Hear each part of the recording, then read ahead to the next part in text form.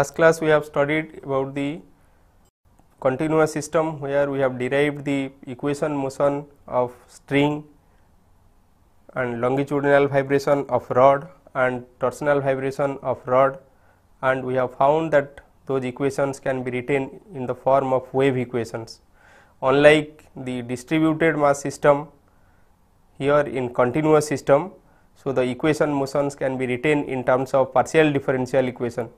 In case of discrete systems, the equations are written in terms of ordinary differential equation. Also in case of discrete or lumped mass system, it does not depend on the boundary conditions, but we have seen in case of continuous or discrete mass systems, it depends on the boundary conditions. So I told you there are two different types of boundary conditions. So geometric type boundary conditions, and second one is the natural boundary condition.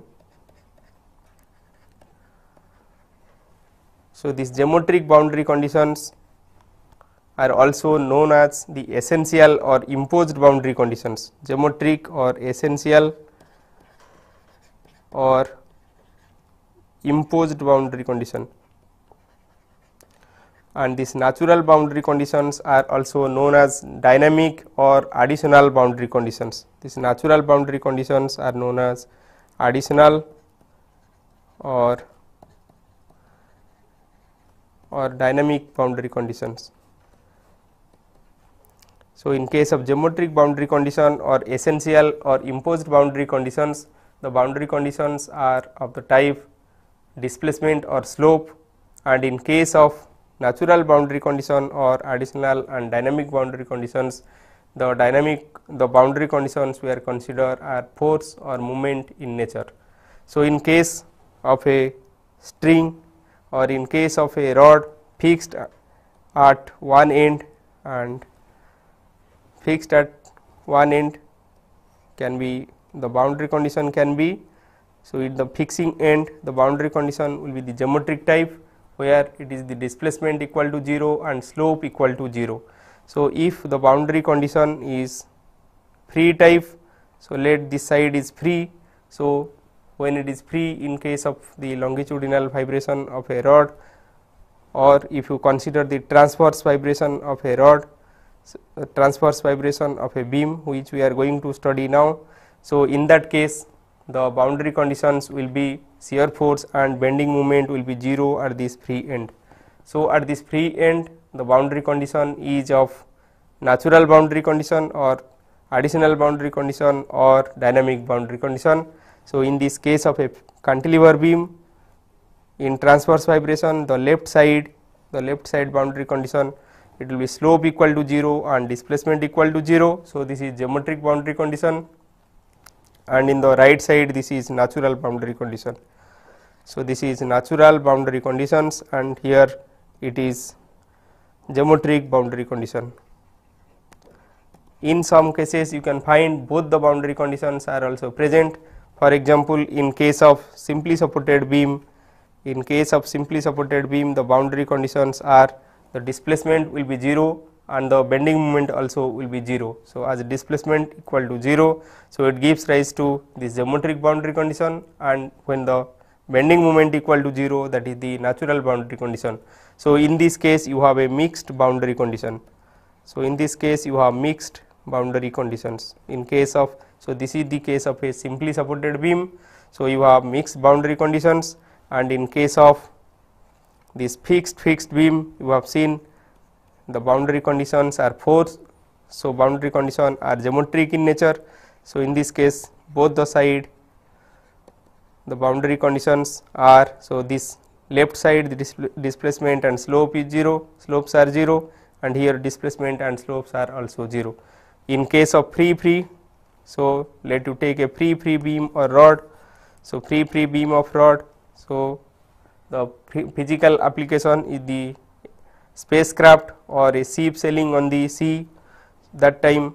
So it can be considered as a free beam or free rod. So in that case the boundary conditions are, in case of a fixed free beam, the boundary conditions are shear force and bending moment will be 0 at both the ends. So this is natural boundary conditions.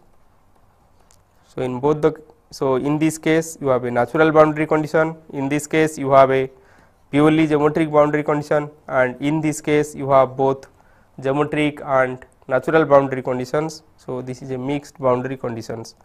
So already we have derived the equation of motion for transverse vibration of a string, longitudinal vibration of rod and torsional vibration of rod.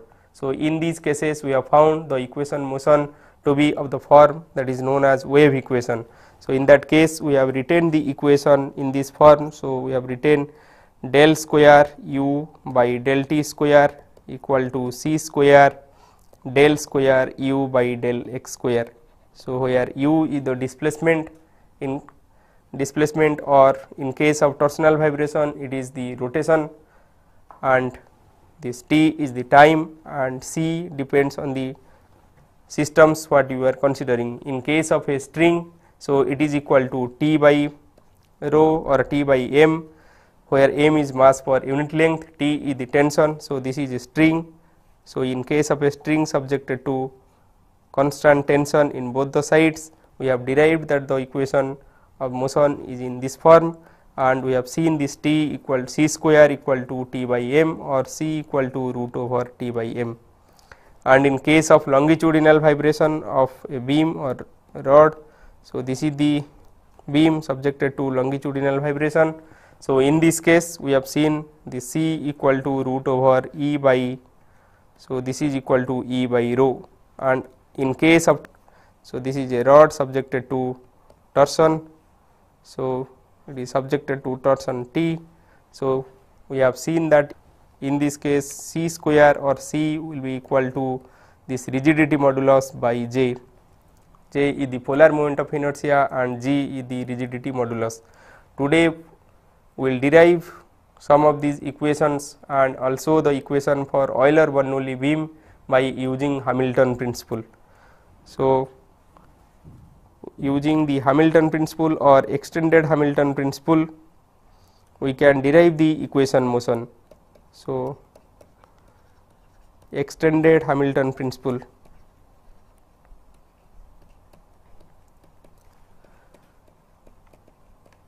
So this principle tells that the expression for this principle can be written in this form. So T1 to T2 del of del L plus del W N C dt equal to 0, and delta R I at T1 equal to delta R I at T2 equal to 0. So in this expression L is the Lagrangian of the system, where Lagrangian can be written as T minus U. T is the kinetic energy of the system, U is the potential energy of the system, delta WNC, this WNC, delta WNC is the virtual work done by the non-conservative forces, and T is the time, and delta Ri are the physical coordinate of the system, or I can write in terms of the generalized coordinate delta Qi at T1 equal to delta Qi at T2 equal to 0. So this delta Q is the variation in this parameter, variation in the generalized coordinate at time T1 and T2. So if we consider a system, let it is moving from one position to other position. So if I will consider this as the inertia frame, so let it is moving from this position to this position. So I can write this as Ri. So if this is the true path, I can take some other path which are the varied path. So there may be n number of paths between this point to this point, let point A to point B. So there may be infinity number of paths from point A to B. So if A to B, so this path, the path shown, if this path is the actual path, other paths can be considered as the virtual or varied path. So this delta Ri, this thing can be written as delta Ri is the virtual displacement as we are considering this is the varied path. So, this delta Ri is the virtual displacement at any time t. So, we can assume those paths for which at time t1 and t2 this varied path equal to this actual path. We can consider those paths in this Hamilton principle or extended Hamilton principle.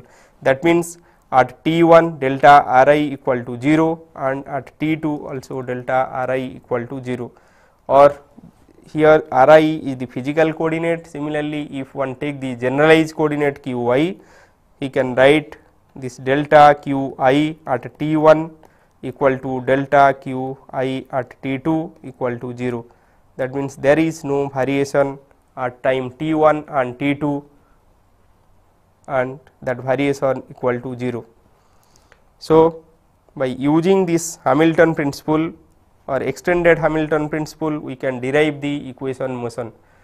Generally, this Hamilton principle is used for the conservative system. So, in that case this delta WNc equal to 0 and the Hamilton principle will be integral t1 to t2 integral t1 to t2 delta L dt equal to 0, where delta qk t1 equal to delta qk t2 equal to 0.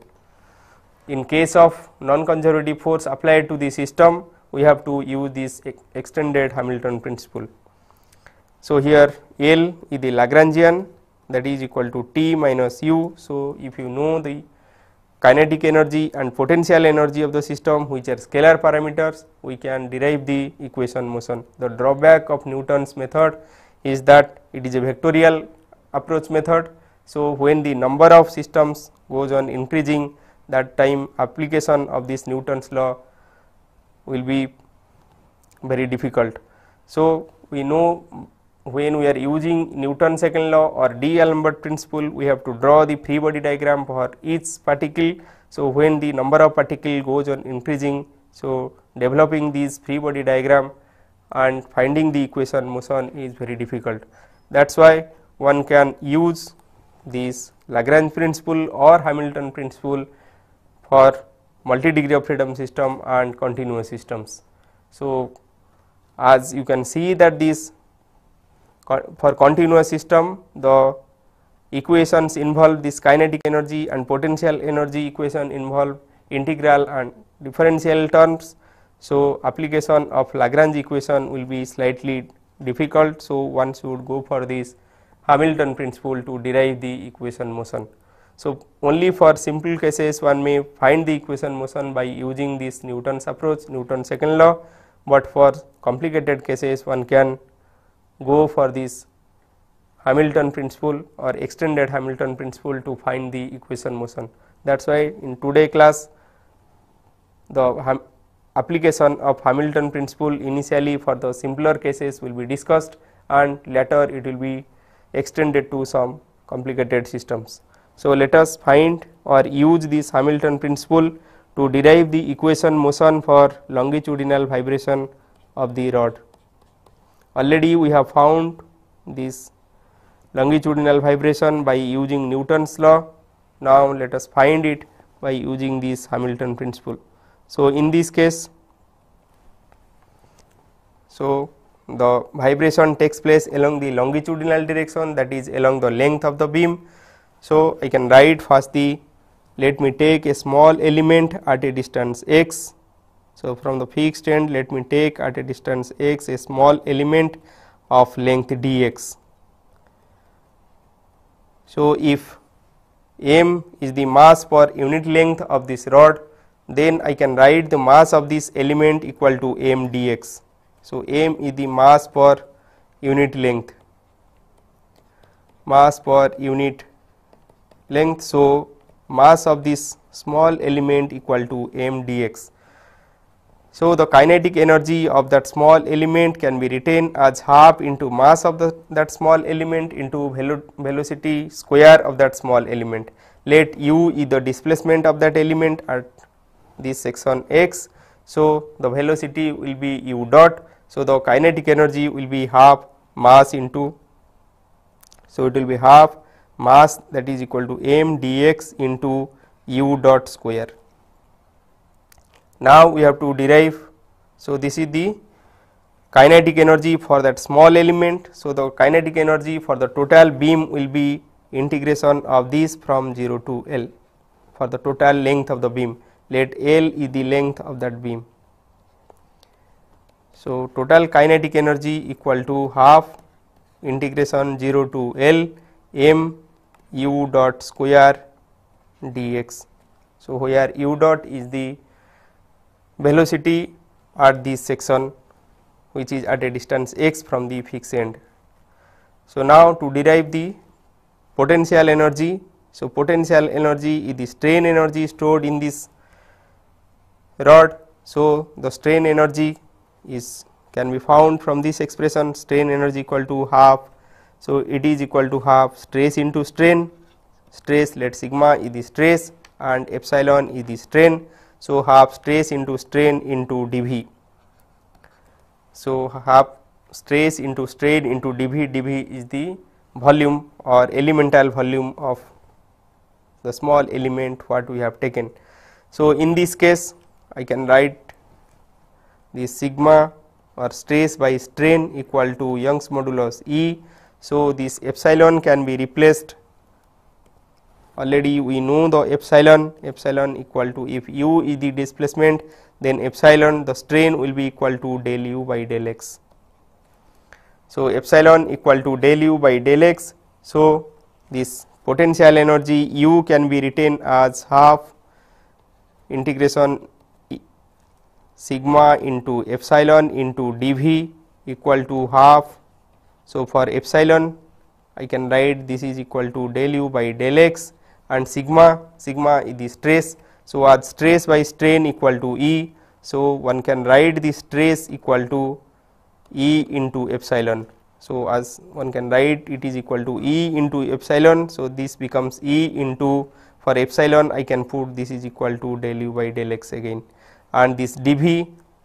So, dV can be written as A into dx. So, A is the area of cross section and dx the small element what we have taken. So, the potential energy can be written as half E into A, then del u by del x whole square into dx. So, we have found the kinetic energy of this small element initially, that is equal to m into dx into u dot square, and the total kinetic energy of the system becomes half 0 to L m u dot square dx, and now we got the potential energy equal to half E A del u by del x square dx. So, the Lagrangian of the system will be equal to L equal to T minus u. So, this will be written as half.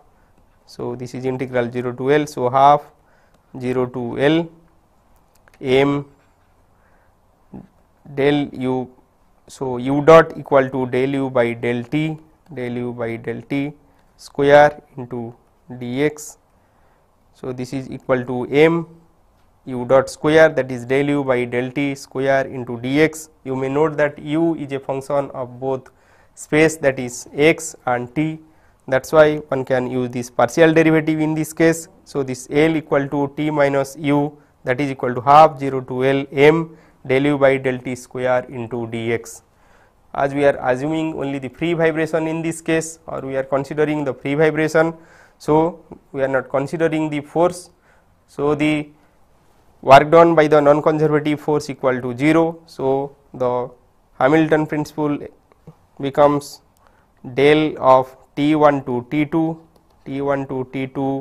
del L dt equal to 0. So, in this case I can write this is T1 to T2 del of, so 0 to L.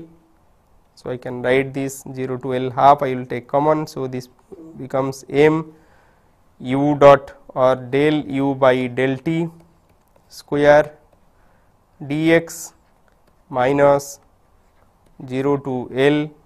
So, for this potential energy I can write, so this L becomes t minus u. So, this is the term for t, and for u one can write this is equal to 0 to L E A del u by del x whole square dx. So, this term I will write there. So, minus half. So, this becomes minus half E A del u by del x whole square dx. So, this is the total term and this should be equal to 0. So, let us take, so it contains, this expression contains two terms. So, let us take this as the first term and this as the second term and do this integration by parts. So, by taking this first integral, so the first integral, so the first term I can write this equal to integration T1 to T2 del of, so half I can take it out. So, del of 0 to L m del u by del t whole square dx. So, outside dt is there. So, dt will be, so this is the first term. So, I can take this del operator inside. So, before taking this del operator inside, I can interchange between this integral and this integral term. So, I can write this equal to half 0 to L del of, or I will take this inside this del. So, T1 to T2 m. So, this by applying this del operator I can write this equal to 2 into del u by del t into del of del u by del t dt and dx.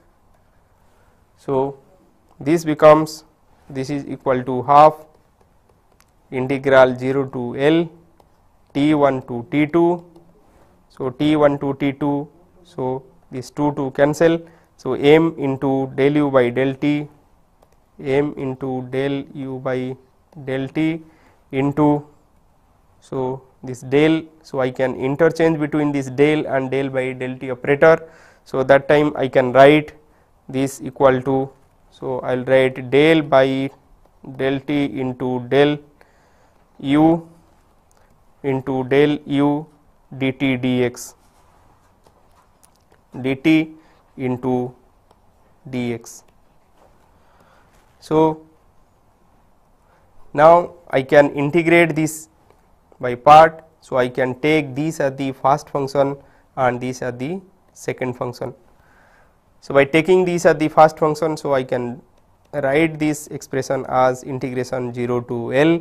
So, this integration I can write as m. So, the first function remain as it is, then integration of the second. So, the second term is del by del t of del u. So, integration of del by del t of del u dt is nothing but this del u, because it is integration of del u. So, that is equal to del u. So, I can write m del u by del t into this. So, this is from T1 to T2, then minus integration, put the bracket here. So, minus T1 to T2 m. So, derivative of this or differentiation of this into this term. So, it becomes m del square u by del t square into del u into dt and whole into dx. So, this term becomes m del u by del u T1 to T2 minus T1 to T2 m del square u by del t square del u dt dx. And already I told you that del q or generalized coordinate variation of the generalized coordinate at T1 and T2 equal to 0. So, in this case del u at T1 and T2. So, this becomes 0. So, del u at T2 it will become 0 and del u at T1 it becomes 0. So, this first term, so this becomes 0. So, now this first term equal to, so the first term I can write equal to minus. So, this is minus integration 0 to L. So, this half term was not there. So, already this half and half cancelled. So, the half term was not there here. So, this becomes minus integral 0 to L, then T1 to T2 m del square u by del t square into del u dt and dx. So, I can interchange now and I can write it this way, T1 to T2 minus 0 to L m del square u by del t square into del u dx dt. So, this is the term obtained after the integration by parts of the first term. So, now taking the second term is, this is the first term I have taken and this is the second term, and the second term you just note that there is a negative sign. So, I can write this second term as minus. So, I will take the second term and write this as minus integral T1 to T2 half. So, this is 0 to L E A del square. So, this is del u by del x whole square. So, I have to operate this del operator here on this. So, into dx dt. So, this is the second term. So, now applying this del operator I can write this as, this is half T1 to T2 0 to L E A. So, this term can be written as 2 del u by del x into this del operator on this del u by del x into, so this is dx and finally it is dt. So, this thing can be written as minus half. So, this term, so this 2 to cancel. So, this half term is not there.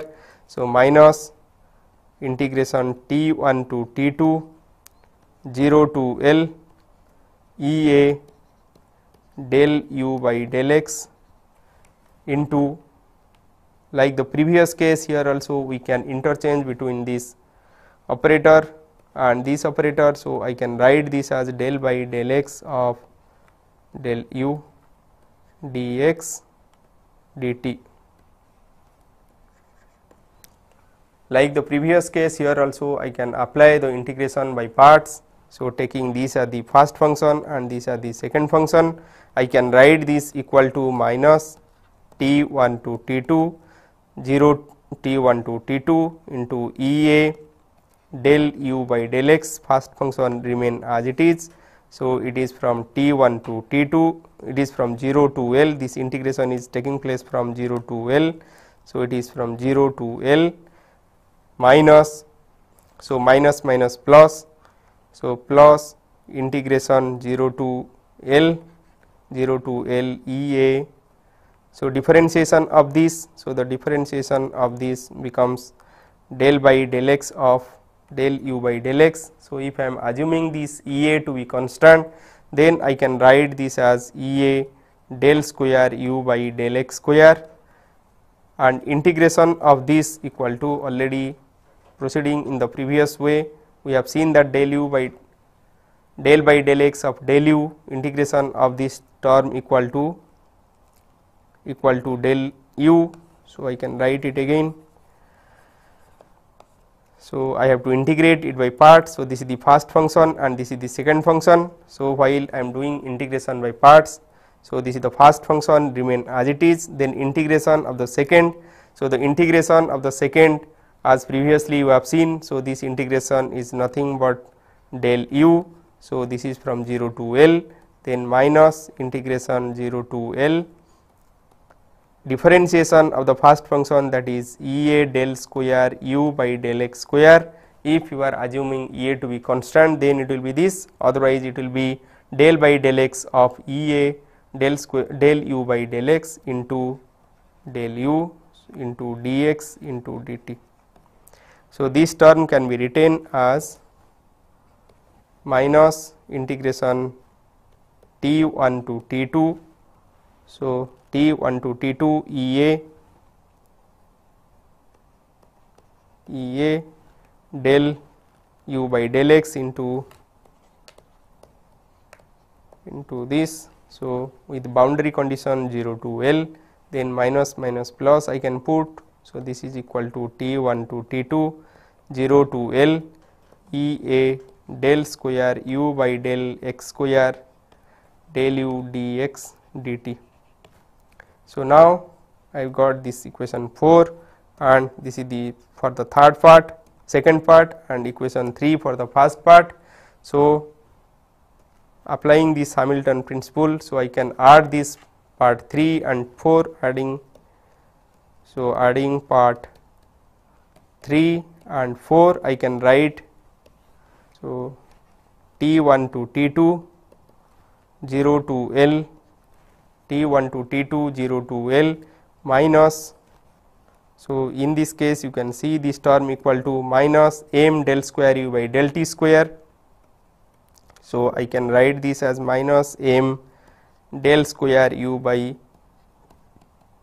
del t square plus EA del square u by del x square into del u dx dt minus T1 to T2 EA del u by del x into 0 to L equal to 0. So, applying Hamilton principle, we have found the expression or the equation to be reducing to this form. So, in this equation you can note that the first part, so as this plus this part, first part plus the second part becomes equal to 0. So, individually they will be equal to 0. So, this part you can note it, this is the boundary condition, it gives the boundary condition, and if you note this part, the first part, so as del u is arbitrary, so this is arbitrary, it can take any value, as this is the virtual displacement, it can take any value. So, as this part is arbitrary, so the integral will be equal to 0 if and only if this part equal to 0. So, this part equal to 0, equating this part equal to 0, that means minus m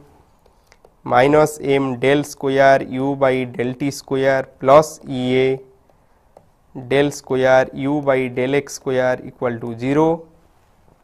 We can write this a del square u by del t square equal to E a by m del square u by del x square. So, this m is mass per unit length. So, I can write this equal to rho into a. So, mass per unit length. So, this can be written as E into a, and this mass per unit length will be density into area. So, if rho is the density of that rod, so it will be density into area into del square u by del x square, or I can write this as del square u by del t square equal to E by rho del square u by del x square. So, previously we have seen or we have derived this expression and we have written this E by rho equal to c square. So, E by rho equal to c square previously we have written.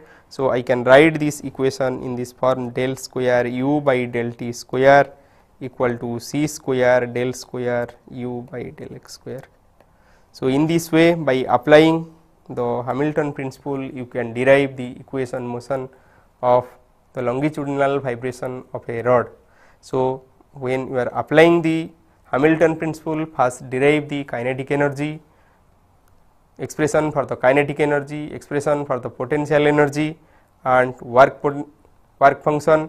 So, after finding all these three parameters, you can apply the Hamilton principle by writing T1 to T2 or finding this T1 to T2, this del of del L plus del W N C dt equal to 0.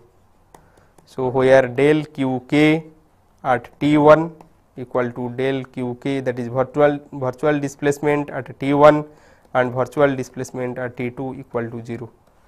So, by applying this rule you can derive the equation motion of the system. Also in this system, in this case you can find, along with the equation motion you are finding the boundary conditions of the system. So, this term, the second term in this, so when you are adding this part 3 and 4, the second term, that is T minus T1 to T2 Ea del u by del x into del x 0 to L equal to 0 will give the boundary condition of the system. So, in this case you can note that either this Ea del u by del x equal to 0 or this, so you have a del u term here, so or this del u equal to 0 or both are 0 at this L or 0 to satisfy this equation. So, to satisfy this condition, this Ea del u by del x will be equal to 0, that is, or del u by del x will be equal to 0, that means the slope equal to 0 or the displacement equal to 0. So, in case of longitudinal vibration of the rod, so either the slope will be 0 or the displacement will be 0 or both slope and displacement will be 0 at the ends. So, if you do not know the boundary conditions, by applying this Hamilton principle you can find the equation motion along with the boundary conditions of the system. So, the actual boundary conditions will depends on the system you are taking. So, as we have taken a very general system, that is why we are getting all the boundary conditions which is written in this form. So, all the boundary conditions are either at L del u by del x will be equal to 0, that means the slope will be equal to 0, or del u, that is the virtual displacement, that will be equal to 0. Similarly, at x equal to L, that is at the left end, the slope will be equal to 0 or the displacement equal to 0. Last class we have seen all the boundary conditions or all possible boundary conditions for the longitudinal vibration of rod, torsional vibration of the shaft and transverse vibration of the string. So, now let us derive the equation for beam subjected to pure bending. So, when a beam is subjected to pure bending, the beam is known as Euler-Bernoulli beam. The Euler-Bernoulli beam, the beam subjected to pure bending is known as the Euler-Bernoulli beam. So, we have to derive the equation for or vibration, free vibration equation for the Euler-Bernoulli beam. So, in this case, by taking a small element of the beam, we can derive the equation motion by applying the Newton's second law, but now we are going to derive this equation from the Hamilton principle. So, to apply the Hamilton principle in case of this beam subjected to bending, so when this beam is subjected to bending, we can write the kinetic energy of the system, we can write the potential energy of the system, and then we have to find the equation motion. So, by taking a small element similar to the previous case, let the small element of length dx. So, for the small element the kinetic energy will be equal to half m into, let u is the displacement at this end. So, it will be equal to u dot half m dx, m dx is the mass of that small element into u dot square, that is the velocity square. So, the kinetic energy of that small element equal to half m dx u dot square. So, the kinetic energy for the whole beam, it will be equal to integral of this half m dx u dot square from 0 to L. So, I can write this t equal to integral 0 to L. So, half I can take it out. So, this becomes m into u dot square dx. Now, to derive the potential energy, so potential energy is same as the strain energy. So, the strain energy I can derive it similar to the previous case. So, this is equal to half. So, this is equal to half stress into strain into dV. So, where V is the dV is the elemental volume I have considered, sigma is the stress and epsilon is the strain of that element. Already we know this relation between stress and strain. So, stress and strain can be written as stress by strain equal to E. So, I can write this expression equal to, so this will be equal to, for the strain I can substitute it by sigma by E. So, this becomes sigma square by E dV. So, this volume, elemental volume, so during bending, so I can draw the section, cross section of the beam during bending. So, this is the cross section of the beam. So, this is the neutral axis. If I am considering a small element here, that is at a distance y from the neutral axis, let me consider this is dy. So, this width b, I can assume this width b is constant. So, this dv will becomes b into dy into dx. So, I can write this u equal to, so integral, so I can write this u equal to integral half sigma square. So, this is sigma square. So, I can write equal to half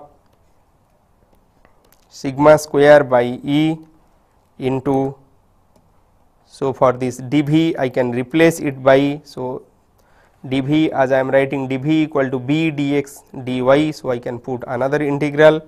So, this will be equal to, I can write the integral here. So, this will be equal to b into dx dy. Now, this sigma, for pure bending we know the relation between this stress and moment. So, sigma, this sigma by I, so this I z z. So, sigma by I will be equal to m by I. So, sigma by y equal to, so we know this expression sigma by y equal to m by I, or I can write this sigma will be equal to m y by I. So, I can substitute this in this expression. So, this becomes half sigma square. For sigma square I can write this equal to m square y square by I into b dx dy. I can write this b dy equal to dA, and this expression can be written. So, there is E term is also there. So, m square by y square by EI this. So, I can write this expression equal to half. So, this is equal to m square by EI, I can take it out, m square EI integral. So, this becomes y square dA into dx, but this, so this is m square. So, for sigma I can substitute this is equal to m y by I. So, m y by I, so this becomes square of this will become m square y square by E I square. So, in this case m square by E I square. So, this integral of y square dA is nothing but the moment of inertia of that section.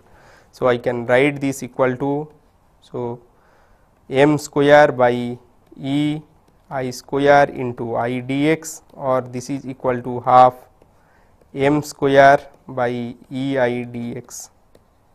But already we know this m by I equal to, or m by y, sigma by y equal to m by I equal to E by R. So, this is the bending equation, well known bending equation you have studied in case of strength of material.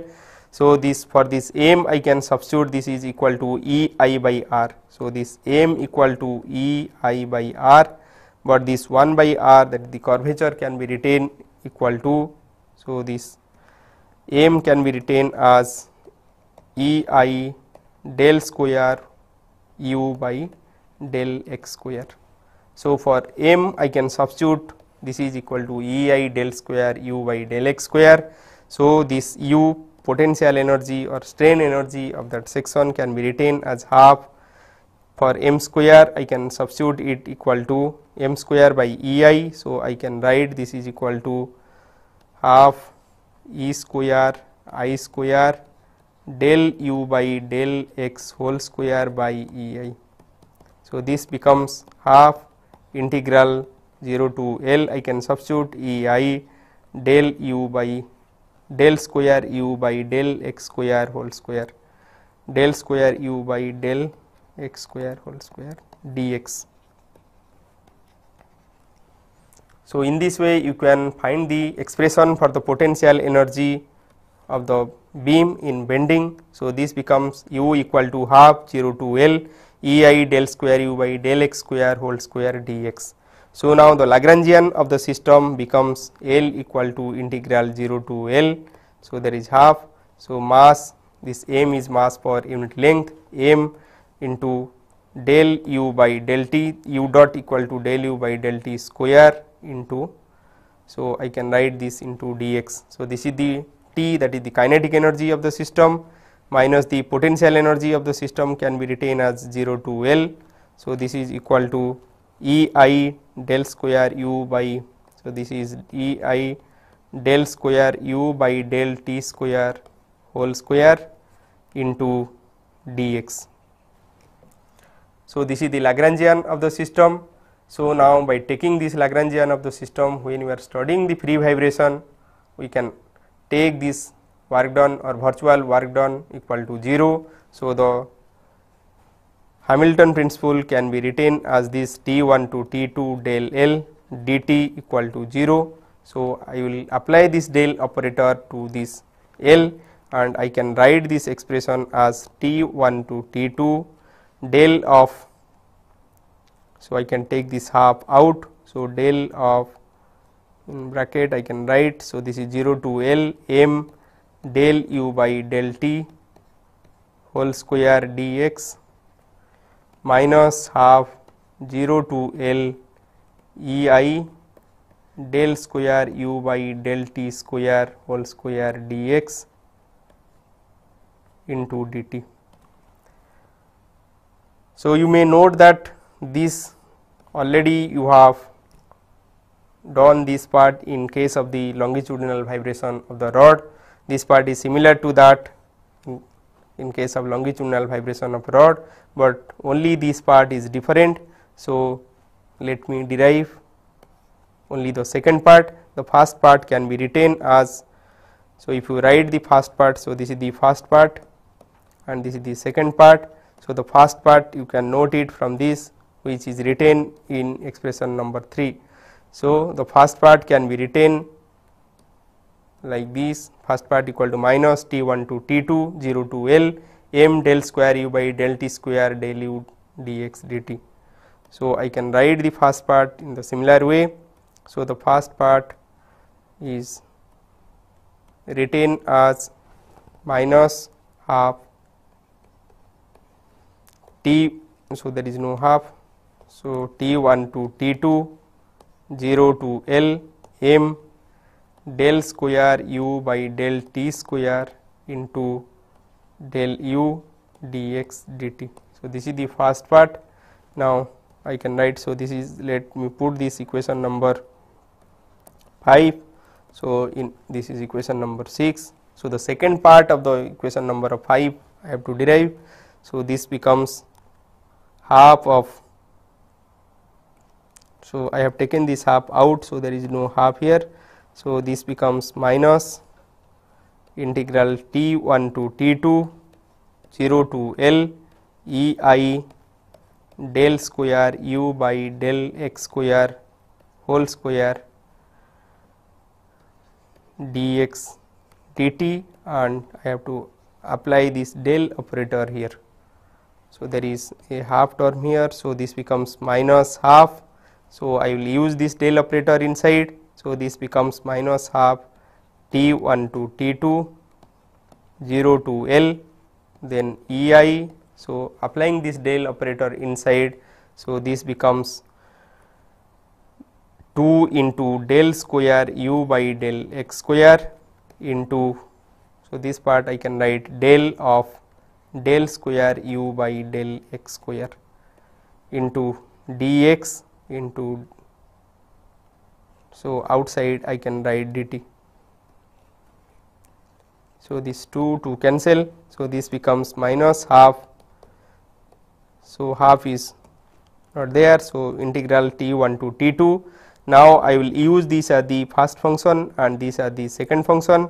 So, in this case I can interchange between these and I can write this del square u by del x square as del by del x of del u by del x. So, by writing this way and applying this integration by parts, I can write this expression equal to half T1 to T2. So, this is half T1 to, this becomes half T1 to T2 and this term becomes EI. So, first term remain as it is. So, EI del square u by del x square into, so you can note that integration of the second term del by del x of del u by del x.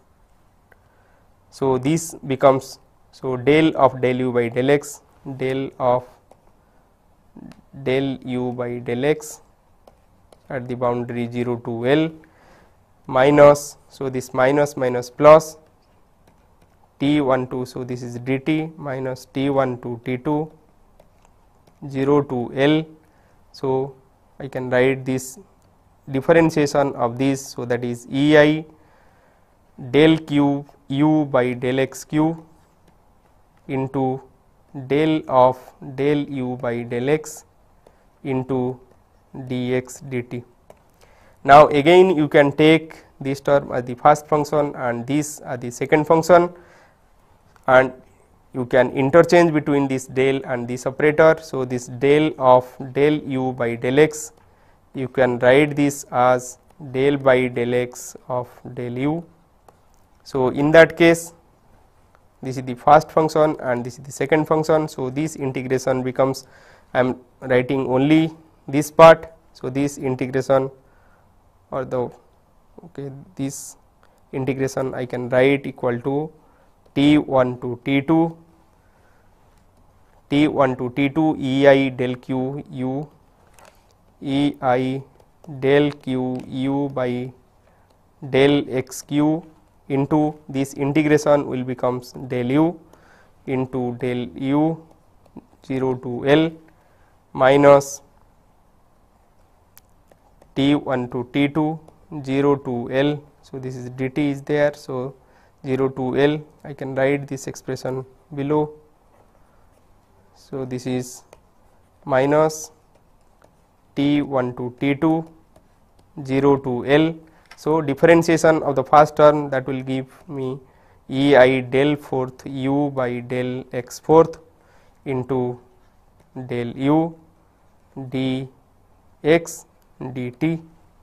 So, this becomes EI del fourth u by del x fourth into del u dx dt. So, this is, so I have to add for this expression, I have found this expression. So, the total expression will become, so this, so the total expression will contain this term plus these two terms and the expression given in 6. So, by adding these terms I can write the integral. So, the integral del L dt equal to 0 can be written as, so this will be equal to T1 to T2 0 to L m del square u by del t square. So, there is a negative sign here plus, so I can write this plus, or I have a negative sign here again. So, this is minus EI del fourth u by del x fourth into del u dx dt. So, this is the term and I have to add these two more terms, that is minus T1 to T2 minus integral T1 to T2 EI del q u by del x q into del of del u by del x 0 to L. So, this term and another term is there. So, this is the other term. So, this is plus. So, I can write this is plus integral. So, this T1 to T2 I can write here. So, this is T1 to T2 integral T1 to T2 EI del Q U by del x Q. So, here, so in the first expression this becomes del square U by del x square, and here it is. So, this is del square U by del x square, and in the next term it becomes EI del cube U by del Q, this is cube del x cube into del U at 0 to L dt equal to 0. So, this becomes the final expression, or after applying this Hamilton principle we obtain this expression. So, this is equal to 0. So, now in the like the previous case, here also this del U, that is the virtual displacement, is arbitrary. So, this whole term will be equal to 0 when this integral term or these terms between this bracket will vanish. That means this minus del square U by del t square minus EI del fourth U by del x fourth equal to 0. So, writing that term, so I can write m del square U by del t square plus, so that is a minus, so it becomes plus. So, EI del fourth U by del x fourth equal to 0. So, this expression can be written in this form also, del square U by del t square plus EI by m del fourth U by del x fourth equal to 0. This equation is known as the Euler-Bernoulli equation.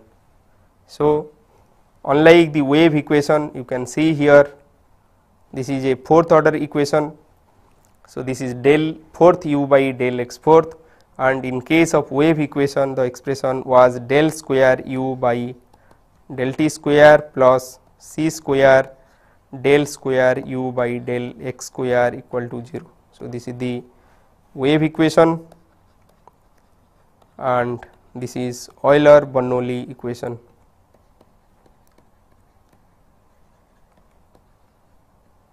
So, here we have derived the Euler-Bernoulli equation by applying this Hamilton principle. Along with this, as we have taken the beam to be of general type, we can find all possible boundary conditions also. So, from these two expressions you can find the boundary conditions. So, for this general case we have found the equation motion by applying this Hamilton principle. So, in this case we have seen by applying Hamilton principle you can get the equation motion and the boundary conditions. So, today class we have studied, or we have found the equation motion for longitudinal vibration of rod and transverse vibration of beam by using Hamilton principle, and next class we will study how to solve these wave equation and Euler-Bernoulli equation for different boundary conditions.